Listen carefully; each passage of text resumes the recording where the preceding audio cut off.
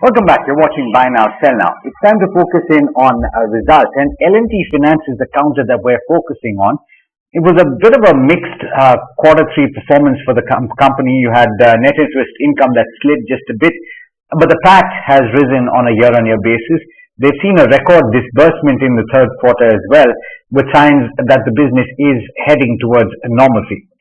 We've got Dinanath Dubhashi, who's the Managing Director and Chief Executive Officer of L&T Finance Holdings, joining in. Thank you so much, sir, for taking the time.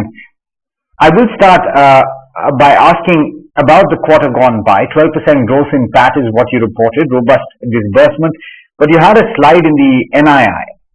What, according to you, led to this performance? So, over the last 2 years, situation in the industry, overall country, obviously is not great, and I will not be speaking anything different if I keep talking about that. But important thing, over the last 7 quarters, what I have been talking is concentrate on business fundamentals all the time. And that is what we have done. Concentrate on our strengths in growing retail, especially of our rural strengths, in terms of dealer connect, in terms of precision bombing using analytics, in case of launching new products, and that one thing has worked extremely well. It has worked. This is our best ever quarter of retail disbursements, best ever quarter of rural disbursements, and more importantly, our overall retail portfolio now is for the first time more than 50% of the total portfolio. This is a journey we started 5 years back with less than 25% as retail, and now it is little more than 50. If you take just rural also, it is now 38% of the total portfolio and making it the highest part of the portfolio.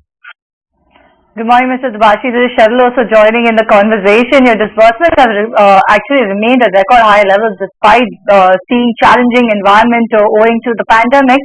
Help us understand how has actually the rural growth been, especially in farm as well as two-wheeler finance, and which are the areas that you're expecting to see more growth going ahead? And two-wheelers, and then microloans and consumer loans, I will talk differently. Tractors and two-wheelers, essentially, whatever disbursement we do, definitely depend on the growth of the base industry. Especially now we are having fairly large market shares. Obviously, we can't grow very differently than the overall industry.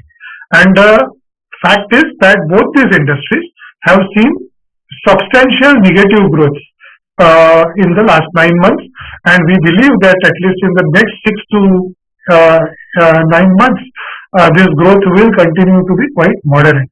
So how do we grow there then? So we grow by two things. One is, rather than just following, I would say, carpet bombing. Mr. Dubhashi, could you give us a sense of how the outlook for demand looks? The reason we're asking is because multiple players, not necessarily in the same industry, have pointed to a slowdown in rural. Is that something of a concern for your company? We have been pretty early on this for the last 6 months. I have been saying that the rural situation is not as positive as the narrative makes out to. There are many reasons for this. Rainfall kept, first it was delayed, and then heavy rains at, towards the end of the season caused a lot of damage to crops. It delayed the sowing for the next season. It has destroyed certain standing crops, and also delayed some crops reaching the mandi. So there are many reasons. Of course, COVID and spread of COVID in rural areas.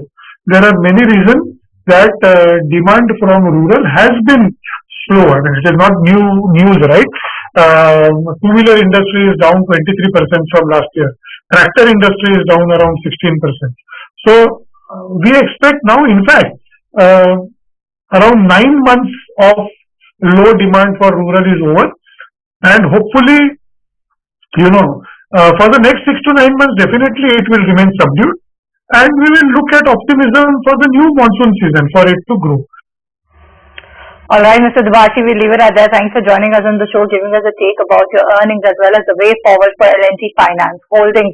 But on that note, we'll slip into a break on this edition of Buy Now, Sell Now. Stay tuned more on the